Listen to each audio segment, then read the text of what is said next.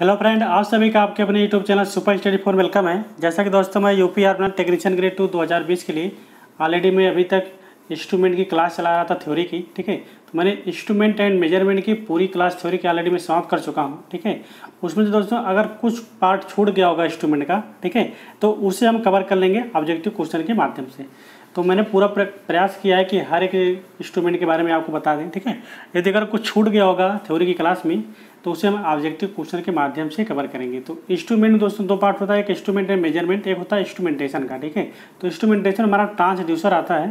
तो ट्रांसड्यूसर की मैंने भी क्लास नहीं की है, तो ऑलरेडी मतलब कि हम ट्रांसड्यूसर की भी क्लास ले लेंगे बीच में एक आध दो दिन में। ठीक है, तो आज मैं स्टार्ट करता हूँ दोस्तों इंस्ट्रूमेंट एंड मेजरमेंट में 500 ऑब्जेक्टिव क्वेश्चन की सीरीज। ठीक है, तो 500 जो ऑब्जेक्टिव क्वेश्चन की सीरीज है, इसमें जो है आज के डेट में हम कितने लिए 50 क्वेश्चन लिए हैं। ठीक है, तो डेली जो है 50 क्वेश्चन की सीरीज के माध्यम से आपको दे देंगे हम। 10 दिन में आपका कंप्लीट हो जाएगा ये। ठीक है, तो टॉप 500 क्वेश्चन है इसमें। आप ये 500 क्वेश्चन की सीरीज आप देख लेंगे तो आपका इंस्ट्रूमेंट एंड मेजरमेंट का जो पार्ट है, ठीक है, 40 नंबर का जो पार्ट है वो आपका कवर हो जाएगा। ठीक है, तो 500 ऑब्जेक्टिव क्वेश्चन देखें। इसके अलावा यदि आप थ्योरी क्लास अभी तक नहीं देखें तो आप थ्योरी की क्लास को जरूर देखें। ठीक है, क्योंकि वहाँ हमने आपको हर एक चीज़ लिंक करके बताया है कि कैसे कौन सा इंस्ट्रूमेंट किस प्रिंसिपल पे कार्य करता है, उसमें क्या लॉसेस होती हैं या क्या डिसएडवांटेज है, क्या एडवांटेज है। तो क्वेश्चन जो बनते हैं वहीं से बनते हैं। ठीक है, तो यदि आप अच्छे से आप थ्योरी क्लास देखे हैं तो आज जो ऑब्जेक्टिव क्वेश्चन है इसे आपको करने में कोई प्रॉब्लम नहीं होगी। ठीक है, तो आज मैं स्टार्ट करूंगा। इसके पहले यदि आप मेरे यूट्यूब चैनल पर पहली बार विजिट कर रहे हैं तो आप मेरे यूट्यूब चैनल को सब्सक्राइब करें, वीडियो को लाइक करें, ज़्यादा से ज़्यादा शेयर करें। दोस्तों आज के किस्ते 1 से लेकर 50 के बीच में करेंगे। नेक्स्ट डे आपका आएगा 51 से लेकर 100 के बीच में। ठीक है, ऐसे करके हम आपके सारे क्वेश्चन को कवर करा देंगे। तो जो स्टूडेंट हैं इलेक्ट्रॉनिक मैकेनिक्स या इंस्ट्रूमेंट मैकेनिक्स के लिए, क्योंकि इंस्ट्रूमेंट के तहत ये TG2 में पोस्ट आई है यूपीआरएमएल में, तो वो दो ब्रांच के स्टूडेंट एलिजिबल हैं, electronic mechanics and instrument mechanics. दोस्तों मेजरमेंट का पार्ट इलेक्ट्रीशियन भी होता है, वहाँ भी काफ़ी नंबर का वेटेज होता है। तो आप इलेक्ट्रीशियन के कैंडिडेट हैं तो आप भी इस वीडियो को अच्छे से देख सकते हो। यदि आप इंस्ट्रूमेंट के ITI के फर्स्ट ईयर सेकेंड ईयर के स्टूडेंट हैं तो आपके लिए भी ऑब्जेक्टिव क्वेश्चन आपके एग्जाम में भी आता है, आपके लिए भी बेनिफिट है। ठीक है दोस्तों, ज़्यादा टाइम नहीं लेंगे, डायरेक्ट हम आएंगे आज के पहले क्वेश्चन पर। ठीक है, तो आइए देखते हैं आज का पहला क्वेश्चन। दोस्तों आज का पहला क्वेश्चन है हमारा, क्वेश्चन नंबर 1 है, कम मान के प्रतिरोध के मापन की सबसे अधिक सामान्य विधि कौन सी है? ऑप्शन नंबर 1 है Wheatstone bridge, option number B है पोटेंशियोमीटर विधि, ऑप्शन नंबर सी है वोल्टमीटर एमीटर विधि, या ऑप्शन नंबर डी है केल्विन डबल ब्रिज मेथड। ठीक है, तो हमने बताया था कि कम मान के प्रतिरोध के लिए सबसे अधिक जो सबसे ज़्यादा सुटेबल मेथड है कौन सा होता है, वो केल्विन डबल ब्रिज मेथड होता है। ठीक है, तो क्वेश्चन नंबर 1 का आंसर क्या हो गया? Option number D. हमने इसको आपको पढ़ाया भी था मेजरमेंट ऑफ रेजिस्टेंस के मेथड में। ठीक है, तो वहाँ पे मैंने बताया था कि कम मान के लिए या लो रेजिस्टेंस के लिए जो मापा जाता है क्या होता है, वो केल्विन डबल ब्रिज मेथड के माध्यम से मापते हैं। ठीक है, आइए देखते हैं क्वेश्चन नंबर 2। क्वेश्चन नंबर 2 हमारा, निम्न में से किसे डीसी मापन के लिए प्रयुक्त नहीं कर सकते हैं? मूविंग आयरन वोल्टमीटर, इसको हम डीसी और एसी दोनों के लिए प्रयोग करते हैं। वाइब्रेशन गैल्वेनोमीटर या आर्सेनोल गैल्वेनीमीटर, इसको भी हम बोलते हैं PMMC के नाम से ही जानते हैं। ठीक है, तो ये भी हमारा डीसी को मेजर करता है।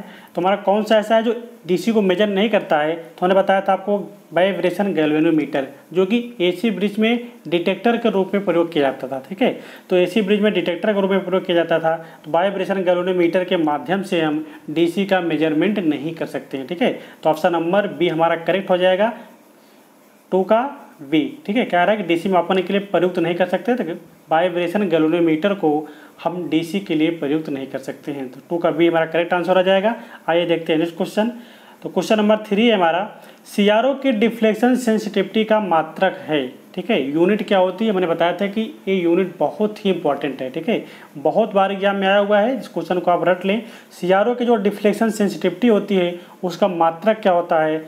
मीटर प्रति वोल्ट होता है, या मिलीमीटर प्रति वोल्ट होता है, या मिलीमीटर प्रति मिली वोल्ट होता है? तो ऑप्शन नंबर सी हमारा करेक्ट हो जाएगा। सीआरओ के जो डिफ्लेक्शन सेंसिटिविटी का मात्रक होता है मिलीमीटर प्रति मिली वोल्ट होता है। बहुत ही इंपॉर्टेंट क्वेश्चन है दोस्तों, ये एग्जाम में कई बार आया हुआ है। ठीक है, वेरी वेरी इंपॉर्टेंट क्वेश्चन रख लें आप इसे। ठीक है, एक कई बार एग्जाम में आया हुआ है। ठीक है, आइए देखते हैं question number 3।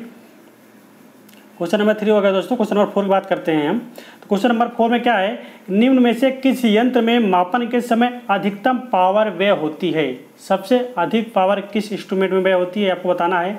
Option number A है induction instrument, option number B है हमारा hot wire instrument, option number C है हमारा thermocouple instrument, option number D है हमारा इलेक्ट्रोडायनमोमीटर इंस्ट्रूमेंट। ठीक है, तो इसका आपको आंसर बताना है। तो मैंने बताया था कि जो हमारा हॉट वायर इंस्ट्रूमेंट होता है वो क्या क्या करता है, उसकी प्रिंसिपल को मैंने आपको बताया था। तो हॉट वायर इंस्ट्रूमेंट क्या होता है, उसमें जब तक हीट जनरेट नहीं होगी तब तक वो मेजर नहीं करता। ठीक है, तो I²RT हमारी हीट जनरेट होती है उसमें, तो तभी जो है जाके वो उसका पॉइंटर क्या करता है, लचकदार होता है। जब पॉइंटर जब लचक में आएगा पॉइंटर में, तभी जाके पॉइंटर के साथ में जो हमारा वायर होता है, ये वायर पे हमारा पॉइंटर लगा होता है। जब ये हीट जनरेट होती है इस वायर में, जब वायर हीट प्रोड्यूस होती है इसमें, हीट जनरेट के बाद इसका होता है तार में तुरंत तन्यता आती है, लचकपन आता है। तो इसी के माध्यम से मीटर हमारा जो पॉइंटर लगा होता है वो स्केल की रीडिंग को मापता है। तो मैंने आपको अच्छे से समझाया है। तो आप जाके थ्योरी क्लास अगर आप तक नहीं देखे हैं ना, थ्योरी क्लास को आप जरूर देखें। ठीक है, तो वहीं से सारे क्वेश्चन एक दूसरे से रिलेटेड हैं। जब आपको जो मैंने जो पॉइंट लिखाए थे आपको, यदि वो पॉइंट आपको याद होंगे तो आप हर एक क्वेश्चन को आसानी से कर लोगे। ठीक है, तो निम्न में से किस यंत्र में मापन के समय अधिकतम पावर व्यय होती है, होता है हमारा हॉट वायर इंस्ट्रूमेंट। 4 का बी हमारा करेक्ट है। आइए देखते हैं क्वेश्चन नंबर 5। तो क्वेश्चन नंबर 5 में हमारा है, निम्न में से किस मीटर का स्केल लीनियर होता है। ठीक है, हमने बताया था कि हर इंस्ट्रूमेंट की मैंने आपको स्केल बताई थी, किसकी लीनियर होती है किसकी नॉन लीनियर होती है। तो इसमें है कि क्वेश्चन नंबर 5 में निम्न में से किस मीटर का स्केल लीनियर होता है, थर्मोकपल मीटर या मूविंग आयरन मीटर या हॉट वायर मीटर या मूविंग कॉइल मीटर। तो किसका स्केल लीनियर होता है आपको बताना है। हमने बताया था कि ऑलरेडी हमारा जो मूविंग आयरन है इसका थीटा प्रोपोर्शनल क्या हो जाता है, I², तो नॉन लीनियर हो जाता है। ठीक है, ऐसे हमारा हॉट वायर इंस्ट्रूमेंट इन दोनों का भी नहीं होगा। ठीक है, नॉन लीनियर ही होगा। इसके अलावा हमारा जो होगा वो मूविंग कॉइल मीटर, मैंने बताया था मूविंग कॉइल मीटर का जो डिफ्लेक्टिंग टार्क होता है थीटा इक्वल टू क्या बताया था, NBIL। ठीक है, तो हमारा थीटा प्रोपोर्शनल हो जाता था किसके, I के। जब थीटा हमारा I के प्रोपोर्शनल था, ठीक है, तो उस कंडीशन में क्या हो जाता था, हमारा जो इसका स्केल होगी वो लीनियर होगी। तो मैंने बताया था वो डिफ्लेक्टिंग टार्क यदि आपको याद है तो डिफ्लेक्टिंग टार्क के माध्यम से आपको पता चल जाएगा कि किस इंस्ट्रूमेंट की स्केल लीनियर होगी, किस इंस्ट्रूमेंट की स्केल नॉन लीनियर होगी। ठीक है, तो 5 का हमारा डी सही हो जाएगा। मूविंग कॉइल मीटर जो होता है उसका स्केल क्या होता है, लीनियर होती है। ठीक है, आइए बात करते हैं क्वेश्चन नंबर 6 की। तो क्वेश्चन नंबर 6 में हमारा है कि मूविंग आयरन टाइप इंस्ट्रूमेंट द्वारा DC तथा AC मापन में कौन सी त्रुटि नहीं होती है। ठीक है, यदि हमारे पास मूविंग आयरन टाइप इंस्ट्रूमेंट है उसके द्वारा DC तथा AC मापन में कौन सी त्रुटि नहीं होगी, हिस्टैरिसीस त्रुटि। ऑप्शन नंबर बी में है स्टेज चुंबकीय क्षेत्रों के कारण त्रुटि, ऑप्शन नंबर सी है ताप के कारण त्रुटि, या ऑप्शन नंबर डी है भंवर धारा त्रुटि। ठीक है, तो इसका क्या आंसर सही हो जाएगा दोस्तों, इसका ऑप्शन नंबर बी हमारा सही हो जाएगा। ठीक है, एक मिनट, इसका ऑप्शन नंबर बी हमारा क्या है कि स्टेज चुंबकीय क्षेत्रों के कारण जो एरर होती है, स्टेज चुंबकीय क्षेत्रों के कारण मतलब स्टेज मैग्नेटिक फील्ड के कारण त्रुटि जो है नहीं होगी जब मूविंग आयरन इंस्ट्रूमेंट द्वारा हम DC तथा AC मापन में प्रयोग करेंगे। ठीक है, तो उसमें स्टेज मैग्नेटिक फील्ड के कारण जो एरर होती है वो एरर इसमें नहीं होगी। ठीक है, आइए बात करते हैं नेक्स्ट क्वेश्चन की। क्वेश्चन नंबर 7 है हमारा, गुरुत्व द्वारा नियंत्रित। ठीक है, गुरुत्व द्वारा नियंत्रित या ग्रेविटी कंट्रोल यंत्रों में स्केल यूनिफॉर्म नहीं होता। ठीक है, मैंने बताया था कि ग्रेविटी कंट्रोल जो होगा उसकी स्केल जो होती है यूनिफॉर्म नहीं होती बल्कि सिरों पर क्राउडेड होता है। क्यों उसका रीजन क्या है कि बैलेंसिंग भार कंट्रोलिंग भार से अधिक होता है, या धारा डिफ्लेक्शन कोण थीटा के समानुपाती होता है, या ऑप्शन नंबर सी में दिया हुआ है धारा डिफ्लेक्शन कोण के साइन के समानुपाती होगा, या बैलेंसिंग भार में यूनिफॉर्म नहीं होता है। तो मैंने बताया था कि जो इसके डिफ्लेक्टिंग टार्क का फार्मूला निकलता था TD इक्वल टू क्या होता था। ठीक है, TD इक्वल टू आता था जो थीटा प्रोपोर्शनल होता था हमारा, क्या उसको किसी आता था, साइन थीटा के आता था। ठीक है, तो थीटा प्रोपोर्शनल किसको होता था, साइन थीटा क्या होता था। तो ऑप्शन नंबर सी हमारा करेक्ट हो जाएगा। जो हमारा धारा डिफ्लेक्शन कोण होगा वो साइन के समानुपाती होगा। तो ऑप्शन नंबर 7 का सी हमारा करेक्ट हो जाएगा। तो धारा डिफ्लेक्शन कोण जो होगा वो साइन के समानुपाती होता है। ठीक है दोस्तों, देखिए जितने डिफ्लेक्टिंग टार्क के फार्मूले हैं यदि आपको याद हैं तो आप आसानी से हर क्वेश्चन को कर सकते हो। ठीक है, आइए बात करते हैं क्वेश्चन नंबर 8 की। स्टैंडर्ड प्रतिरोध को निर्मित करने में किस पदार्थ का उपयोग किया जाता है? नंबर ए है कांस्टेंटन, बी है ऑप्शन में मैग्नीन, सी है नाइक्रोम, डी है गोल्ड क्रोमियम। मैंने आपको बार बार बताया था दोस्तों, रेजिस्टेंस जब पढ़ाया था कि आपको इस चीज़ को याद रखना है, मैग्नीन। ठीक है, जो मैग्नीन होता है वो हमारा एक स्टैंडर्ड रेजिस्टेंस बनाने के लिए प्रयोग किया जाता है। क्यों? क्योंकि इसका जो टेम्परेचर कॉफिशिएंट होता है बहुत ही कम होता है। कभी कभी पूछता है कि मैग्नीन का टेम्परेचर कॉफिशिएंट कितना होता है, तो मैग्नीन का टेम्परेचर कॉफिशिएंट कितना होता है? 0.0015 प्रति डिग्री सेंटीग्रेड। तो टेम्परेचर कॉफिशिएंट का मात्रक क्या होता है? प्रति डिग्री सेंटीग्रेड होता है। इसको भी आपको याद रखना है। तो 8 का बी हमारा करेक्ट हो जाएगा। स्टैंडर्ड प्रतिरोध को निर्मित करने में किस पदार्थ का उपयोग किया जाता है? वो मैग्नीन होता है। मैंने आपको इसे बार बार बताया था दोस्तों। ठीक है, आइए बात करते हैं नेक्स्ट क्वेश्चन 9 की। क्वेश्चन नंबर 9 हमारा गैल्वेनोमीटर प्रायः डीसी एम्पलीफायर के साथ प्रयोग किए जाते हैं। ऐसे परिपथों में एम्पलीफायर का मुख्य कार्य क्या होता है? तो एम्पलीफायर का दोस्तों मुख्य कार्य क्या होता है? ठीक है, उसके पावर लेवल को बढ़ाना या उसकी करंट लेवल को बढ़ाना। ठीक है, तो करंट बढ़ेगी तुम्हारी पावर बढ़ेगी। ठीक है, तो वोल्टेज सेंसिटिविटी को बढ़ाना या धारा सेंसिटिविटी को बढ़ाना या रिस्पांस टाइम को सुधारना, या ऑप्शन नंबर डी है परिपथ द्वारा ली गई पावर को कम करना। तो ऑप्शन नंबर बी हमारा करेक्ट हो जाएगा, धारा सेंसिटिविटी को बढ़ाना। पावर एम्पलीफायर का कार्य क्या है? एम्पलीफायर का कार्य क्या है? एम्पलीफायर का कार्य क्या होगा? धारा सेंसिटिविटी को बढ़ाना। ठीक है, तो 9 का बी हमारा करेक्ट। क्वेश्चन नंबर 10 है हमारा डायनमोमीटर टाइप इंस्ट्रूमेंट का लाभ है, इसमें क्या मेन फीचर है उसका? ठीक है, आपको बताना है। कुंडलियाँ वायु क्रोधित होने के कारण इंस्ट्रूमेंट में हिस्टेरेसिस तथा भवन धारा हानियाँ नहीं होती हैं। टार्क या बेट रेशियो अनुपात कम होता है। ऑपरेटिंग धारा अधिक होती है। स्केल यूनिफॉर्म नहीं होता है। तो इसका जो मेन फीचर है, जो उसके मेन लाभ है वो क्या है? उसका लाभ क्या होता है कि कुंडलियाँ वायु क्रोधित होने के कारण, एयर कोरेड होने के कारण उसमें हिस्टेरेसिस या एडी करंट लॉसेस नहीं होते हैं। तो ऑप्शन नंबर ए हमारा करेक्ट हो जाएगा, 10 का ए। बाकी टार्क टू बेट रेशियो उसमें कम होता है, ये सही है क्योंकि उसकी लॉस है। ठीक है, मतलब क्या है इसका? ओडीसी एडवांटेज है। बाकी ऑपरेटिंग टार्क धारा अधिक होती है। स्केल यूनिफॉर्म नहीं होता है, ये भी है क्योंकि उसकी स्केल यूनिफॉर्म नहीं होती है। स्केल क्या होती है? नॉन लीनियर होती है, मतलब कि उसकी स्केल यूनिफॉर्म नहीं होती है। तो लेकिन इसका जो मेन है उसका एडवांटेज पूछा है, उसका लाभ क्या होगा? उसका लाभ यही होगा कि कुंडलियाँ वायु क्रोधित होने के कारण इंस्ट्रूमेंट में हिस्टेरेसिस तथा भवन धारा हानियाँ नहीं होती हैं। ठीक है, 10 का ए हमारा करेक्ट है। आइए बात करते हैं क्वेश्चन नंबर 11 की। क्वेश्चन नंबर 11 हमारा इलेक्ट्रोस्टैटिक इंस्ट्रूमेंट पर डॉट डॉट का प्रभाव होता है। किसका प्रभाव होता है? ऑप्शन नंबर ए है ताप का, ऑप्शन नंबर बी है आवृत्ति या फ्रीक्वेंसी का, ऑप्शन नंबर सी है इलेक्ट्रोमैग्नेटिक फील्ड का, या ऑप्शन नंबर डी है इलेक्ट्रोस्टैटिक फील्ड का। तो हमने बताया था जो हमारा इलेक्ट्रोस्टैटिक इंस्ट्रूमेंट होता है वो इलेक्ट्रोस्टैटिक फील्ड या इलेक्ट्रोस्टैटिक के प्रिंसिपल पर कार्य करता है। तो 11 का ऑप्शन नंबर डी करेक्ट हो जाएगा। देखिए दोस्तों, मैंने हर एक चीज़ जैसे आपको बताई थी वैसे सेम टू सेम क्वेश्चन मिल रहे हैं। बस आपके लिए जो 15 से मतलब कि 8 से लेके 16 तक का इंस्ट्रूमेंट का वीडियो है ना, वो बहुत ही इंपॉर्टेंट है थ्योरी की क्लास के लिए। आप उस वीडियो को अगर नहीं देखें तो उसे आप फिर से देखिए।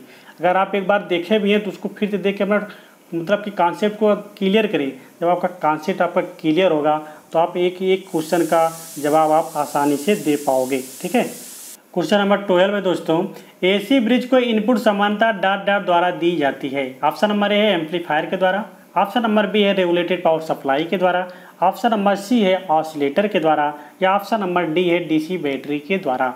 तो हम एसी ब्रिज को जो इनपुट सप्लाई देते हैं वो ऑसिलेटर के माध्यम से देते हैं। तो ऑप्शन नंबर सी हमारा करेक्ट हो जाएगा।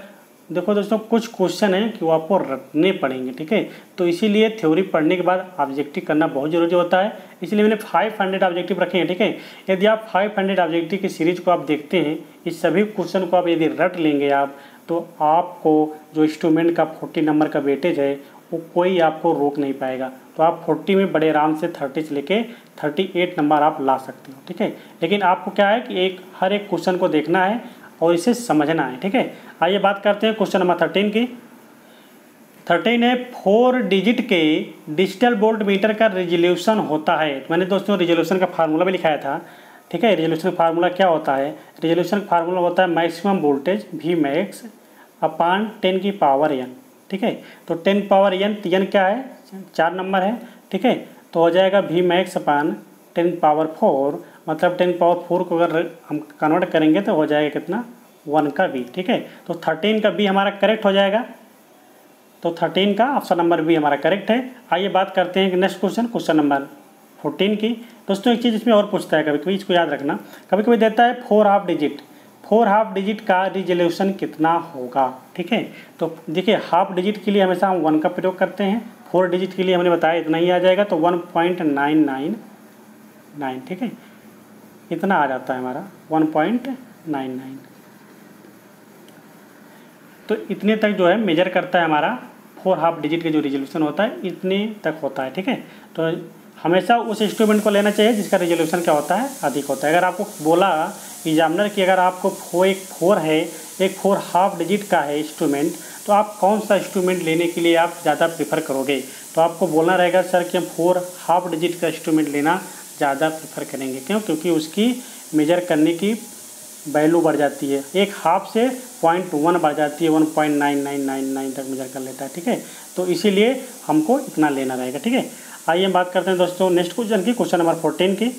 दोस्तों क्वेश्चन नंबर 14 हमारा ट्रांसड्यूसर क्वेश्चन है। तो ट्रांसड्यूसर मैंने आपको कराया नहीं है अभी, लेकिन इस क्वेश्चन को आप ऑब्जेक्टिव देख लीजिए, हम आपको इसका थ्योरी हम करा देंगे, ठीक है। क्या है कि स्ट्रेन गेज एक पैसिव ट्रांसड्यूसर है, पूछता भी है स्ट्रेन गेज किस प्रकार का ट्रांसड्यूसर होता है। स्ट्रेन गेज एक पैसिव ट्रांसड्यूसर होता है। तो इसका उपयोग क्या होता है? Mechanical displacement co dot dot में कन्वर्ट करने के लिए किया जाता है। जो हमारा मैकेनिकल डिस्प्लेसमेंट होता है उसको हम प्रतिरोध में कन्वर्ट करने के लिए प्रयोग करते हैं, ठीक है। तो 14 का बी हमारा करेक्ट हो जाएगा।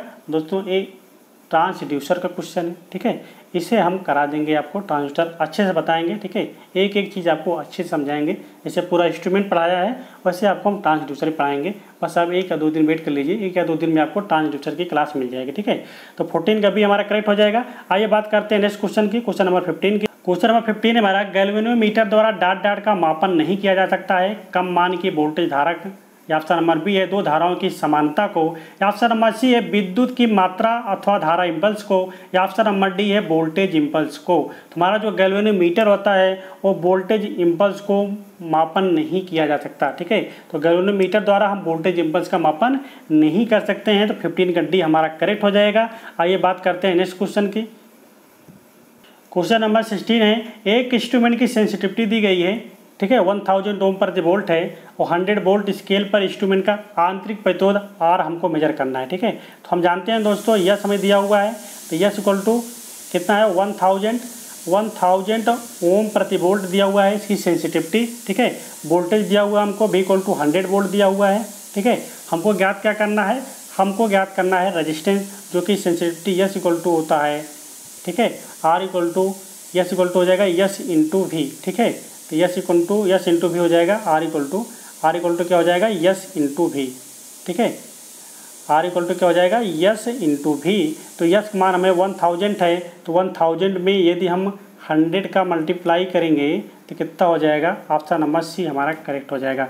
बाकी आप सेंसिटिविटी का फार्मूला भी क्या होता है? यस इक्वल टू क्या होता है? 1/, फुल स्केल करंट, ठीक है।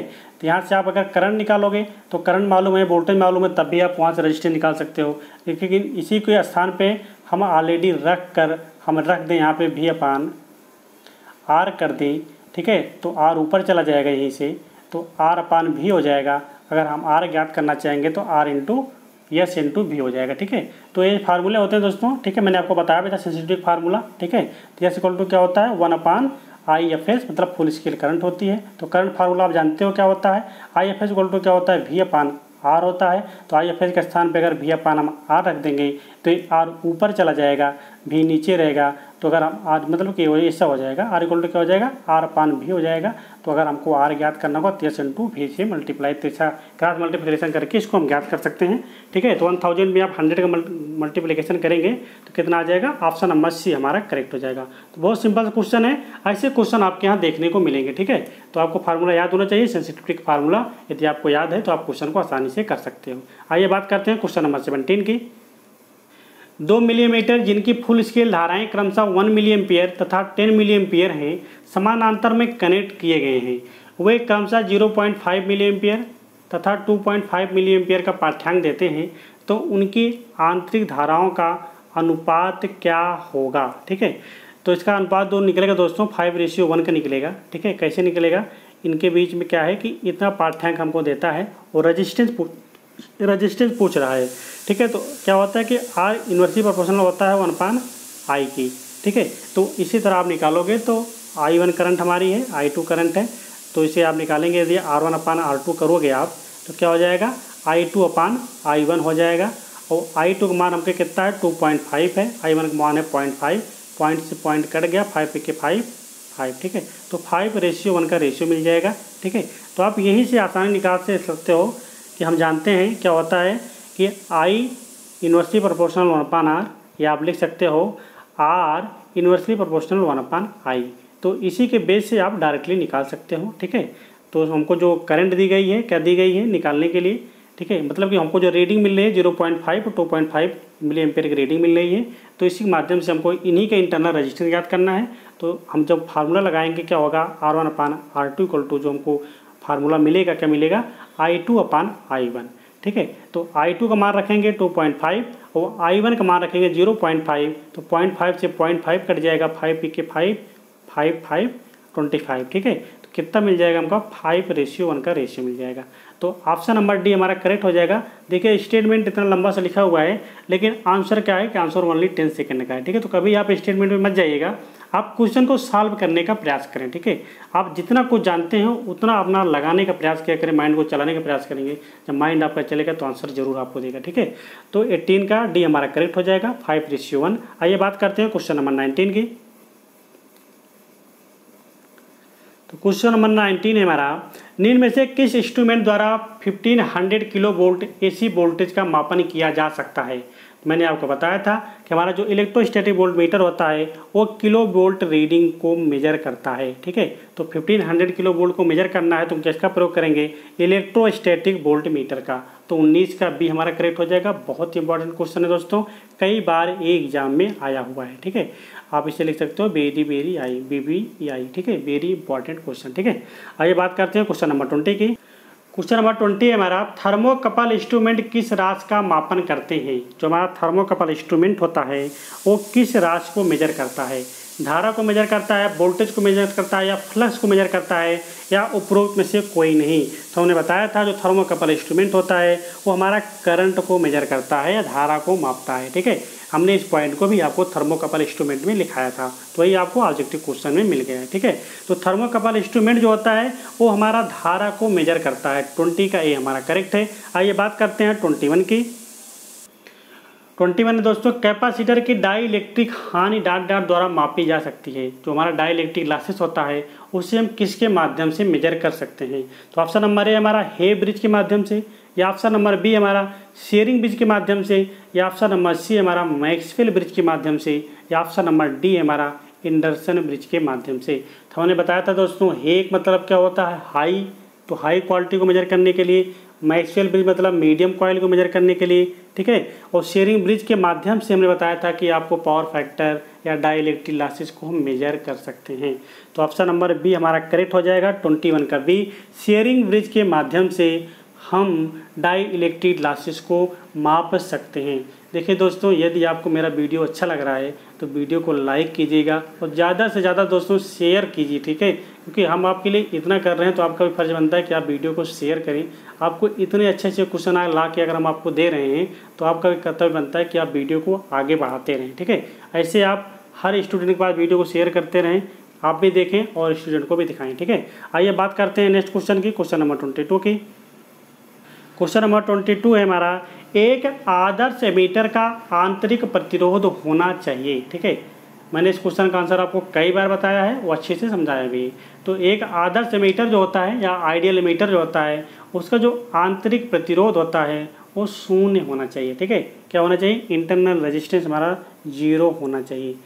तो 22 का ये हमारा करेक्ट है। आइए हम बात करते हैं नेक्स्ट क्वेश्चन की, क्वेश्चन नंबर 23। क्वेश्चन नंबर 23 है, एक 50 ओम 1 मिलीमीटर की 1 मिली एम्पियर मीटर की रेंज, ठीक है, 2 मिली एम्पियर या 10 मिली एम्पियर तक बढ़ाने के लिए आवश्यक शंट के मान क्या होंगे। ठीक है, 1 मिलीमीटर की रेंज दी गई है मिलीमीटर की। ठीक है, उसकी क्या है कि R इक्वल टू मतलब कि RM इक्वल टू दिया हुआ है हमको, मीटर रेजिस्टेंस जो है 50 ओम है। ठीक है, और मीटर करंट IM का मान दिया हुआ है 1 मिली एम्पियर। ठीक है, अब इसकी रेंज को बढ़ाना है। फर्स्ट में क्या कह रहा है 2 मिली एम्पियर तक, मतलब I को हमको ले जाना है कितना 2 मिली एम्पियर तक ले जाना है। ठीक है, तो हम यहाँ से पहले क्या निकालेंगे मल्टीप्लिकेशन फैक्टर। तो हम जानते हैं कि I/IM होता है। ठीक है, तो I का मान 2 मिली एम्पियर है। 2 मिली एम्पियर को यदि हम 1 मिली एम्पियर से भाग देंगे तो मिली एम्पियर से मिली एम्पियर कट जाएगा। I इक्वल टू हमको मिल जाएगा, M इक्वल टू मिल जाएगा हमको क्या, M इक्वल टू हमको मिल जाएगा 2। ठीक है, जब हमको M इक्वल टू 2 मिल गया तो हम जानते हैं कि शंट रेजिस्टेंस फार्मूला क्या होता है, RSH इक्वल टू होता है RM अपान M-1। क्या होता है RM/M-1। ठीक है, तो RM हमारा कितना है, RM मान हमारा 50 है, M का मान मैंने 2 ज्ञात किया, तो 2 - 1 इक्वल टू 50/1, और 50 को अगर 1 से आप डिवाइड करोगे तो 50 आएगा। ठीक है, तो हमको मिल गया क्या 50 मिल गया। तो इस क्रम में मैंने एक तो निकाल लिया। ठीक है, एक मान कितना मिल गया हमको 50 मिल गया। इसी क्रम में आप दूसरा भी निकाल सकते हो। ठीक है, जब दूसरा आप निकालोगे तो दूसरा क्या होगा, ये देखिए हमको 10 मिली एम्पियर रखना है, तो मल्टीप्लिकेशन फैक्टर का मान क्या हो जाएगा, ठीक है 10/1 मिली एम्पियर। तो मिली एम्पियर से मिली एम्पियर कट जाएगा, 10 मिल जाएगा। तो फिर से हम यहाँ से अगर हम शंट रेजिस्टेंस का मान ज्ञात करेंगे RS इक्वल टू तो RM/M-1। ठीक है, तो M का मान कितना है हमारा, RM का मान हमको मिला है कितना 50 ओम दिया हुआ है, और M का मान मैंने ज्ञात किया 10 - 1। 10 - 1 का मतलब हो गया 50/9, और 50 को अगर हम 9 से हम डिवाइड करेंगे तो 9 × 5 = 45, लगभग 5.5 के आसपास आएगा। ठीक है, तो ऑप्शन नंबर ए हमारा करेक्ट हो जाएगा। 23 का ऑप्शन नंबर ए हमारा करेक्ट हो जाएगा। ठीक है, 50 ओम इंटू 5.5 ओम शंट के मान मिल जाएंगे। ठीक है, अगर आप 50 को आप 9 से भाग दोगे तो 9 × 5 = 45, 9 × 5 = 45, तो 5.55 आएगा। ठीक है, तो 23 का ए हमारा करेक्ट हो जाएगा। ठीक है, आइए हम बात करते हैं दोस्तों नेक्स्ट क्वेश्चन की। दोस्तों क्वेश्चन नंबर 25 है, एक 150 माइक्रो एम्पियर मीटर का प्रतिरोध दिया हुआ है 1000 ओम, और मीटर की रेंज हमको 750 माइक्रो एम्पियर तक करने के लिए आवश्यक प्रतिरोध का मान ज्ञात कीजिए।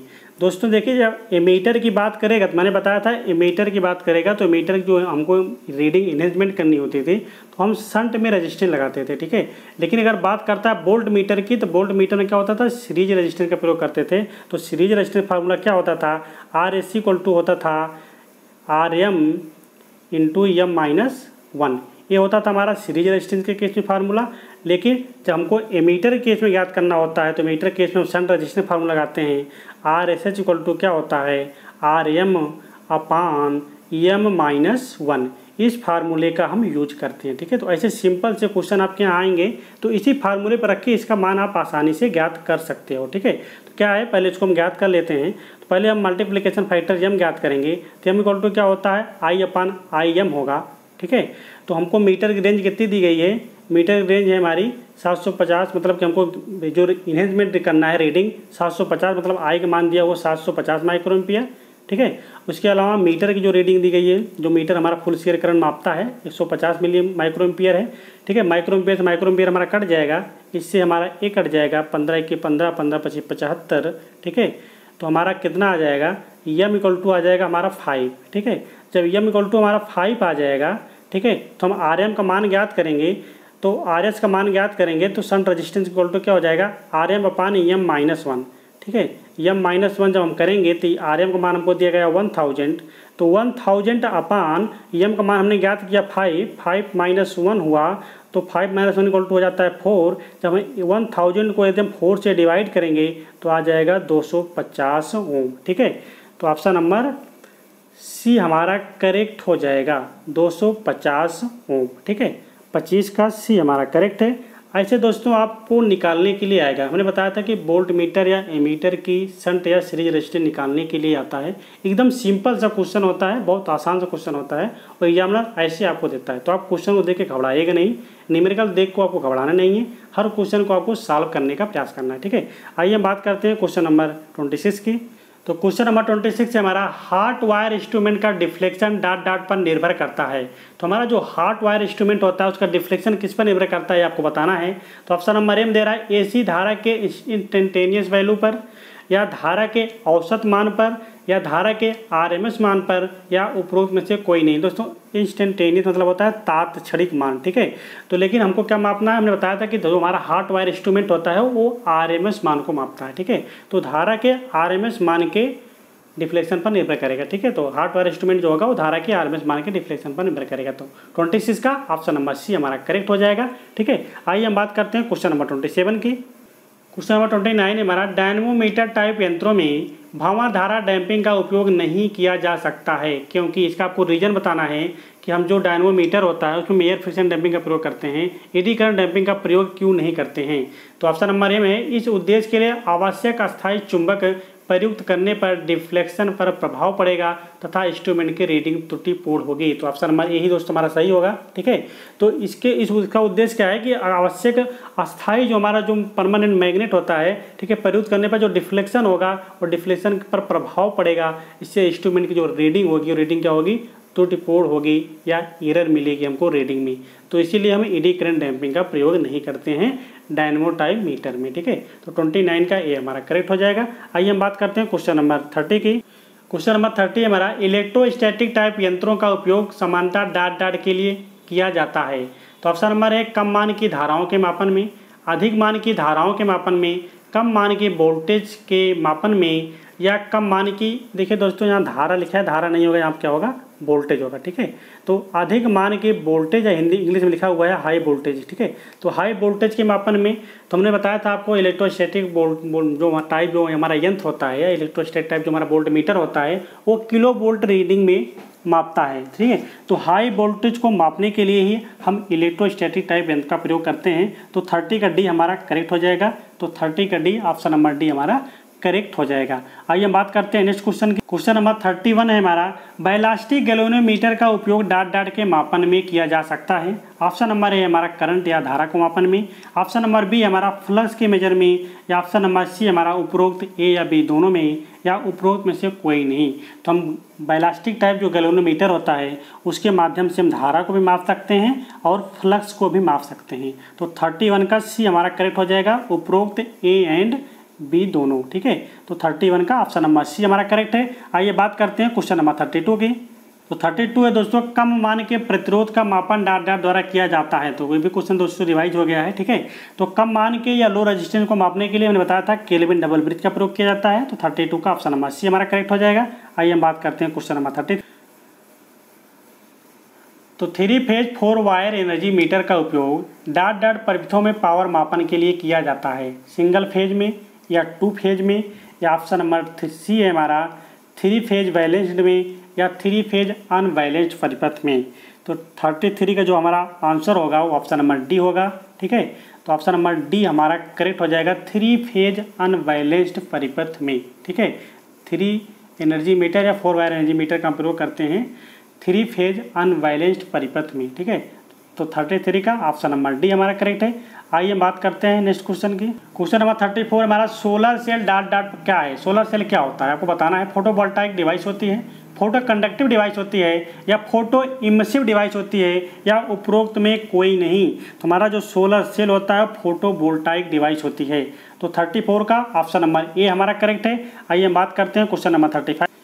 ताप कंट्रोल के लिए प्रयुक्त थर्मोस्टेट क्या होता है। एक एब्सोल्यूट इंस्ट्रूमेंट होता है, एक इंडिकेटिंग इंस्ट्रूमेंट होता है, एक कंट्रोलिंग इंस्ट्रूमेंट होता है, या एक रिगार्डिंग इंस्ट्रूमेंट होता है। तो हमारा जो टेम्परेचर कंट्रोल के लिए जो प्रयुक्त थर्मोस्टेट होता है वो हमारा एक कंट्रोलिंग इंस्ट्रूमेंट होता है। तो 35 का सी हमारा करेक्ट हो जाएगा। आइए हम बात करते हैं नेक्स्ट क्वेश्चन की। Question number 36। क्वेश्चन नंबर 36 से हमारा इंडक्शन टाइप वाट मीटर का उपयोग डॉट डॉट मापन के लिए किया जा सकता है। केवल डीसी पावर के लिए, केवल एसी पावर के लिए। ऑप्शन नंबर सी में दिया हुआ है केवल डीसी तथा एसी दोनों पावर के लिए, या ऑप्शन नंबर डी में दिया है सिंगल पेज परिपथ में केवल एसी पावर के लिए, ठीक है। तो हमारा जो दोस्तों इंडक्शन टाइप वाट मीटर या इंडक्शन टाइप जो इंस्ट्रूमेंट होते हैं वो केवल एसी के लिए प्रयोग किए जाते हैं, ठीक है। इस चीज़ को आपको याद रखना है। तो हमारा जो इंडक्शन टाइप इंस्ट्रूमेंट होता है केवल एसी के लिए प्रयोग किया जाता है। एक होता है हमारा पीएमएमसी इंस्ट्रूमेंट, ओनली डीसी के लिए प्रयोग किया जाता है। ये सब पॉइंट को आपको याद रखना है, जहाँ पे ओनली लग जाए वो क्वेश्चन बहुत इंपॉर्टेंट हो जाता है। तो हमारा जो इलेक्ट्रोस्टैटिक इंस्ट्रूमेंट होता है वो ओनली वोल्टेज को मेजर करता है, ठीक है।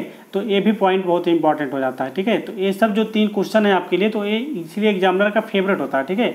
इसलिए क्वेश्चन को बार बार रखता है। तो induction type instrument only AC के लिए, पीएमएमसी इंस्ट्रूमेंट ओनली डीसी के लिए। हमारा जो इलेक्ट्रोस्टैटिक इंस्ट्रूमेंट होता है ओनली वोल्टेज को मेजर करता है, क्या सिर्फ वोल्टेज को मापता है। तो ये सब क्वेश्चन बहुत इंपॉर्टेंट हो जाते हैं, तो इन सभी क्वेश्चन को आपको याद रखना है, ठीक है। तो 36 का ऑप्शन नंबर बी हमारा करेक्ट हो जाएगा। केवल एसी पावर को मेजर करने के लिए इंडक्शन टाइप वाट मीटर का प्रयोग किया जाता है। आइए बात करते हैं नेक्स्ट क्वेश्चन, क्वेश्चन नंबर 37 है हमारा, किन यंत्रों में भंवरधारा तथा हिस्टैरिसीस हानियां नहीं होती हैं? इलेक्ट्रोस्टैटिक इंस्ट्रूमेंट में, या पीएमएमसी टाइप इंस्ट्रूमेंट में, या मूविंग आयरन इंस्ट्रूमेंट में, या इलेक्ट्रोडायनमोमीटर टाइप इंस्ट्रूमेंट में। तो हमने बताया था इलेक्ट्रोस्टैटिक इंस्ट्रूमेंट में ही हिस्टैरिसीस या एडी करंट लॉसेस नहीं होती हैं। तो 37 का ए हमारा करेक्ट हो जाएगा। आइए हम बात करते हैं नेक्स्ट क्वेश्चन की, क्वेश्चन नंबर 38। मापन प्रणाली में ट्रांसड्यूसर क्या होता है? एक इनपुट एलिमेंट होता है, ऑप्शन नंबर बी है। एक आउटपुट एलिमेंट होता है, ऑप्शन नंबर सी है। एक प्रोसेसिंग डिवाइस है, या ऑप्शन नंबर डी है सिग्नल कंडीशनिंग डिवाइस है। तो हमारा जो मापन प्रणाली में जो हमारा ट्रांसड्यूसर होता है वह है एक इनपुट एलिमेंट होता है, ठीक है।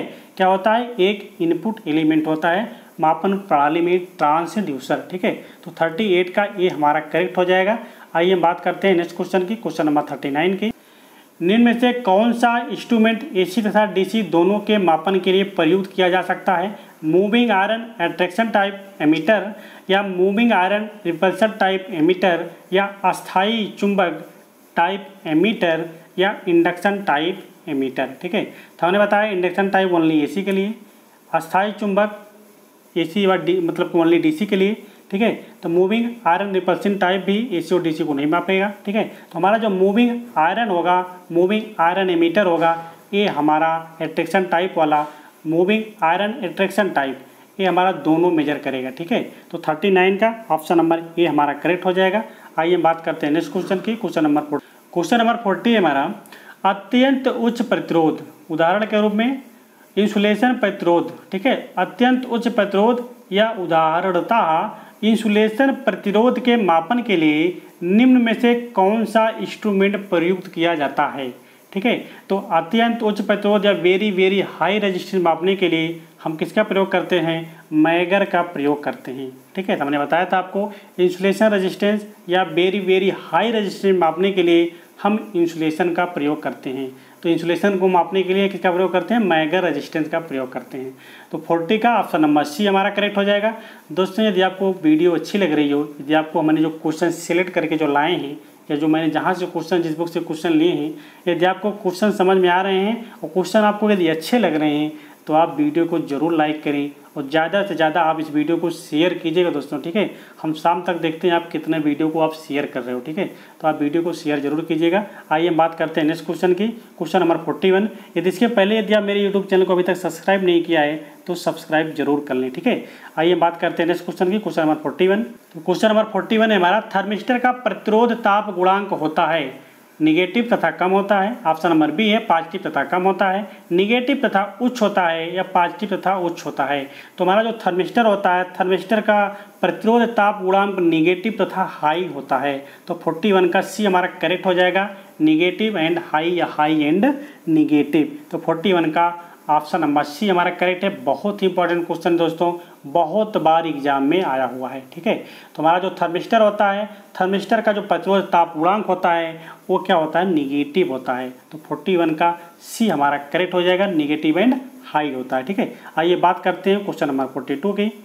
तो क्वेश्चन नंबर 42 है हमारा, डायनमोमीटर टाइप वाट मीटर में मुख्य त्रुटि क्या होती है? ठीक है। तो प्रेशर कुंडली के इंडक्टेंस के कारण होती है, या म्यूचुअल इंडक्टेंस के कारण होती है, या प्रेशर कुंडली की कैपेसिटेंस के कारण होती है, या भंवर धाराओं के कारण होती है। तो हमने बताया था जो डायनमोमीटर होता है, डायनमोमीटर टाइप वाट मीटर में जो मुख्य त्रुटि होती है किसके कारण होती है, वो प्रेशर कुंडली की इंडक्टेंस के कारण होती है। ठीक है, जो प्रेशर कुंडली होती है जो उस इंडक्टेंस, क्योंकि जितनी कॉइल होती है लगभग इंडक्टेंस की बनी होती हैं, तो उसी इंडक्टेंस के कारण ही हमारा डायनमोमीटर में त्रुटि होती है। तो प्रेशर कुंडली की इंडक्टेंस के कारण। तो 42 का ऑप्शन नंबर ए हमारा करेक्ट हो जाएगा। आइए बात करते हैं नेक्स्ट क्वेश्चन के, question number 43। Rectifier type instrument प्रदर्शित करते हैं। ऑप्शन नंबर ए है आरएमएस मान को, ऑप्शन नंबर बी है पीक मान को, ऑप्शन नंबर सी है औसत मान को, या ऑप्शन नंबर डी है तात्क्षणिक मान को। तो हमारा जो रेक्टिफायर टाइप इंस्ट्रूमेंट होता है वो आरएमएस मान को प्रदर्शित करता है। ठीक है, किसको, आरएमएस मान को प्रदर्शित करता है। तो 43 का ये हमारा करेक्ट हो जाएगा। आइए बात करते हैं नेक्स्ट क्वेश्चन की, क्वेश्चन नंबर 44। दोस्तों क्वेश्चन नंबर 44 है हमारा 200 वोल्ट डीसी वोल्ट मीटर जिनके प्रतिरोध क्रमशः 200 किलो ओम तथा 5 किलो ओम है, श्रेणी में कनेक्ट कर 100 वोल्ट सप्लाई से जोड़े गए हैं। तो वोल्ट मीटर के पाठ्यांक क्या होंगे ये आपको बताना है। दोस्तों इस क्वेश्चन को आपको बता दूं कैसे लगाना है। ठीक है, ऐसे आपको लगाना है, ये सीरीज में कनेक्ट है। ठीक है, ये लगा है हमारा वोल्ट मीटर, ये लगा है हमारा वोल्ट मीटर। ठीक है, ये माप कितना रहे हैं, 100 वोल्ट माप रहे हैं। ठीक है, 100 वोल्ट को माप रहे हैं। ये कुछ क्वेश्चन को आपको सॉल्व करना है। ठीक है, मैं आपको बता दे रहा हूँ कैसे लगाना है, इसका आंसर आपको कमेंट सेक्शन में आप सभी को देना है। ये 200 किलो ओम है, ये 5 किलो ओम है। ठीक है, ये हमारा वोल्ट मीटर कितने माप रहे हैं, 200 वोल्ट माप रहे हैं। ठीक है, 200 वोल्ट ये है, 200 वोल्ट ये है। ठीक है, 200 वोल्ट के माप रहे हैं। ठीक है, तो आपको क्या करना है दोस्तों, कुछ नहीं करना, पहले आप करंट निकालनी है, इसकी करंट कितनी निकलनी है ये आपको निकालना है। ठीक है, करंट निकालने के बाद क्या करना है कि आपको इनको अलग अलग निकाल लेना है। ठीक है, तो टोटल करंट निकालने के लिए पहले आप क्या करना पड़ेगा, ये 200 किलो ओम है प्लस 5 किलो ओम है, तो 200 kilo ohm plus 5 kilo ohm जोड़ोगे 205 किलो ओम हो जाएगा। 205 किलो ओम को 100 से आप डिवाइड करोगे, करंट आ जाएगी। जो हमारी करंट आ जाएगी उस करंट को आप 200 किलो ओम के बीच में निकाल लीजिए कितना रजिस्टर मिल रहा है और इसमें कितना निकल रहा है इससे। ठीक है, तो आप आसानी से इस क्वेश्चन को सॉल्व कर लीजिएगा। अगर ये क्वेश्चन आपसे नहीं सॉल्व हो पाएगा तो आप कमेंट सेक्शन में बताइएगा, तो इसको हम सॉल्व करके आपको बताएंगे नेक्स्ट वीडियो में। ठीक है, तो हम आशा करेंगे इस क्वेश्चन को आप सॉल्व कर लेंगे और इसका आंसर आप सभी इसका आंसर कमेंट सेक्शन में जरूर देंगे। ठीक है, आइए हम बात करते हैं, इसका आंसर बता देते हैं आपको। इसका आंसर क्या आएगा, इसका आंसर आ जाएगा हमारा 80 वोल्ट और 20 वोल्ट। ठीक है, तो 80 वोल्ट और 20 वोल्ट इसका आंसर आएगा। ठीक है, तो आप इसको आसानी से, बाकी इसको हम एक सिंपल तरीका बताएंगे कैसे आएगा, लेकिन आप इसको भी आप सॉल्व करके बताओगे मैं। ठीक है, आइए बात करते हैं नेक्स्ट क्वेश्चन की, क्वेश्चन नंबर 45 की। तो 45 क्या है, कैपेसिटर का लास्ट एंगल कितना होना चाहिए, कम से कम या शून्य होना चाहिए या अधिक से अधिक होना चाहिए, 90 डिग्री होना चाहिए। तो कैपेसिटर का जो लास्ट एंगल होता है 90 डिग्री होता है। तो 45 का डी हमारा करेक्ट हो जाएगा। आइए बात करते हैं नेक्स्ट क्वेश्चन की, क्वेश्चन नंबर 46। क्वेश्चन नंबर 46 से हमारा निम्न में से किस इंस्ट्रूमेंट द्वारा 600 किलो वोल्ट एसी वोल्टेज का मापन किया जा सकता है। ये भी क्वेश्चन दोस्तों रिवाइज हो चुका है। ठीक है, हार्ट वायर इंस्ट्रूमेंट का, या इलेक्ट्रोस्टैटिक वोल्ट मीटर का, या मूविंग कॉइल वोल्ट मीटर का, या मूविंग आयरन वोल्ट मीटर का। तो हमने बताया था क्या होता है, इलेक्ट्रोस्टैटिक वोल्ट मीटर होता है। 46 का भी हमारा करेक्ट हो जाएगा। आइए बात करते हैं नेक्स्ट क्वेश्चन की, क्वेश्चन नंबर 4। तो 47 हमारा निम्न में से कौन सा थर्मो जंक्शन नहीं है, आयरन कांस्टेंटन, या लेड कार्बन, या सिल्वर कांस्टेंटन, या कॉपर कांस्टेंटन। तो दोस्तों हमारा जो थर्मो जंक्शन नहीं होता क्या होता है, वो लेड और कार्बन। तो लेड और कार्बन क्या होता है हमारा, ये थर्मो जंक्शन नहीं होता है। ठीक है, तो 47 का बी हमारा करेक्ट हो जाएगा। आइए बात करते हैं नेक्स्ट क्वेश्चन की, क्वेश्चन नंबर 48 है हमारा, इंडक्शन टाइप वाट मीटर का ऑपरेशन डॉट डॉट पर आधारित है, इलेक्ट्रोस्टैटिक बल पर, या थर्मो इलेक्ट्रिक प्रभाव पर, या ऑप्शन नंबर सी है हमारा हॉल प्रभाव पर, या ऑप्शन नंबर डी है हमारा ईडी करंट प्रभाव पर। ठीक है, तो 48 का हमारा ऑप्शन नंबर डी हमारा करेक्ट हो जाएगा। ठीक है, ईडी करंट प्रभाव पर हमारा इंडक्शन वाट मीटर का प्रिंसिपल आधारित होता है। ठीक है, तो 48 का डी हमारा करेक्ट हो गया। दोस्तों यदि क्वेश्चन आपको अच्छे लग रहे हैं तो वीडियो को लाइक करना ना भूलें, लाइक करने के साथ साथ वीडियो को जरूर शेयर करें। इसी के क्रम में दोस्तों आज मेरा जैसे 50 क्वेश्चन पूरा होगा, तो 50 क्वेश्चन पूरा होने के बाद जो हमारी नेक्स्ट वीडियो आएगी वो 51 से लेके 100 के बीच में आएगी। तो डेली हम आपको 50 क्वेश्चन रखेंगे। ठीक है, ये लगभग 500 क्वेश्चन की सीरीज है, ये आपको पूरा हो जाएगी करीब जो है 8 से 10 दिन में। ठीक है, 10 दिन में आपकी पूरी हो जाएगी। तो काफ़ी स्टूडेंट ने कहना भी है सर कि हमको इंग्लिश में क्वेश्चन चाहिए। ठीक है, तो ये हिंदी की सीरीज पूरी हो जाएगी, तो एक दिन में मैं आपको इंग्लिश में सारे क्वेश्चन में करा दूंगा। ठीक है, तो इंग्लिश में भी ऐसे करीब में 600-650 क्वेश्चन है इंग्लिश के। ठीक है। तो उसमें काफ़ी क्वेश्चन रिवाइज भी हैं, जैसे इसमें काफ़ी दो क्वेश्चन रिवाइज मिले आपको, तो लगभग ऐसे आपको भी मिल जाएंगे 400-500 क्वेश्चन आपको मिल जाएंगे हिंदी वाले, इंग्लिश वाले भी।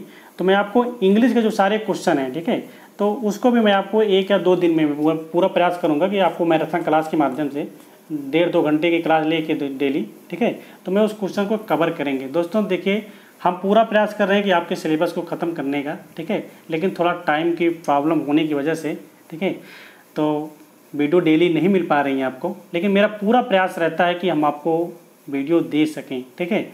तो आप ऐसे वीडियो को देखते रहें, अभी एग्ज़ाम होने में थोड़ा सा टाइम ज़रूर लगेगा, ठीक है, तब तक मैं आपका पूरा सिलेबस कवर कर दूंगा, ठीक है। बहुत ज़्यादा टाइम लगेगा नहीं सिलेबस कवर करने में, ये आपका इंस्ट्रूमेंट खत्म ही हो गया, ठीक है। इंस्ट्रूमेंट के बाद आपका इलेक्ट्रॉनिक्स आएगा, तो इलेक्ट्रॉनिक्स को बहुत जल्दी खत्म कर देंगे, ठीक है, क्योंकि फेवरेट सब्जेक्ट है इलेक्ट्रॉनिक्स मेरा, ठीक है। तो इलेक्ट्रॉनिक्स कोई प्रॉब्लम नहीं होगी, बहुत अच्छे से पढ़ा देंगे आपको, ठीक है। उसके बाद आपका बचता है बेसिक इलेक्ट्रिकल। बेसिक इलेक्ट्रिकल भी आपको बहुत अच्छे से पढ़ाएंगे, ठीक है, क्योंकि बेसिक इलेक्ट्रिकल मुझको बहुत अच्छा लगता है पढ़ने में, ठीक है। तो बेसिक इलेक्ट्रिकल और इलेक्ट्रॉनिक्स तो आपका बहुत अच्छे से बहुत जल्दी मैं आपको खत्म कर दूंगा, ठीक है। उसके बाद बचा है क्या है आपका, यही 2 चीज़ बचा है। मैं आपको डिजिटल पढ़ा ही चुका हूँ, माइक्रो प्रोसेसर भी थोड़ा बहुत पढ़ा दिया हूँ, ठीक है। तो ज़्यादा कुछ बचा नहीं है, बहुत कम वेटेज हैं, तो इसे हम बहुत जल्दी से कवर कर देंगे। बस आप थोड़ा सा वेट कीजिए, ठीक है।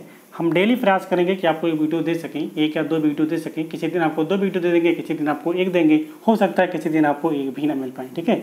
तो ऐसी कोई बात नहीं है, लेकिन हम आपके कोर्स को हम पूरा ख़त्म करने का प्रयास करेंगे, ठीक है। एग्ज़ाम के पहले अगर जिस दिन एग्ज़ाम की डेट आ भी जाएगी, तो हम नाइट में या कैसे भी करके हम आपका जो है मैराथन क्लास के माध्यम से आपका सिलेबस हम पूरा कवर कर देंगे 10 दिन पहले, ठीक है। आइए हम बात करते हैं नेक्स्ट क्वेश्चन की। तो दोस्तों वो देख लेते हैं, वाले क्वेश्चन नंबर 49 हमारा है कि धारा मीटर में धारा मीटर में हमारा शंट रजिस्टेंस लगा होता है वो क्या होता है, ठीक है।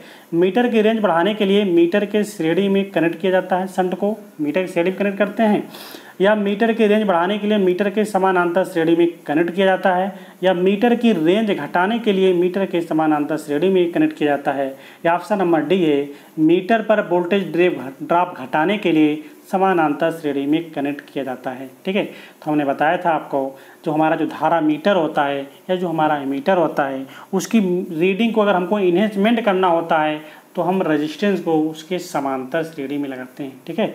तो ऑप्शन नंबर बी हमारा करेक्ट हो जाएगा। मीटर की रेंज बढ़ाने के लिए मीटर के समानांतर श्रेणी में हम शंट रेजिस्टेंस को कनेक्ट करते हैं। तो जो उसका फार्मूला निकल के आता है शंट रेजिस्टेंस का, RSH इक्वल टू क्या होता है, RM/M-1।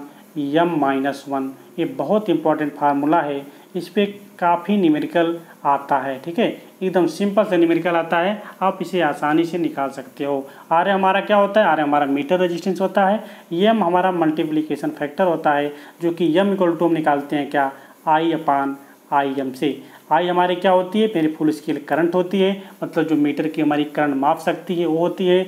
I हमारी सॉरी दोस्तों, I हम हमारी क्या होती है, I हमको जो होती है हमको करंट ज्ञात करनी होती है, क्योंकि रीडिंग ले जानी होती है वहाँ तक। Y हमारी क्या होती है, मीटर करंट होती है, ठीक है। तो हम आशा करते हैं कि आपको ये चीज़ें समझ में आ रही होंगी, ठीक है। आप हर एक क्वेश्चन को समझने का प्रयास करे होंगे, वो आपका वीडियो जो आज का जो वीडियो है वो आपको बहुत अच्छा लगा होगा। वीडियो आपको अच्छा लगा होगा, वीडियो को आप लाइक कीजिएगा, शेयर कीजिएगा। यदि अभी तक आप मेरे चैनल को सब्सक्राइब नहीं किए हैं तो चैनल को सब्सक्राइब जरूर करें, ठीक है। आइए दोस्तों लास्ट क्वेश्चन देखते हैं। आज के वीडियो का जो लास्ट क्वेश्चन है, क्वेश्चन नंबर 50 है, ठीक है।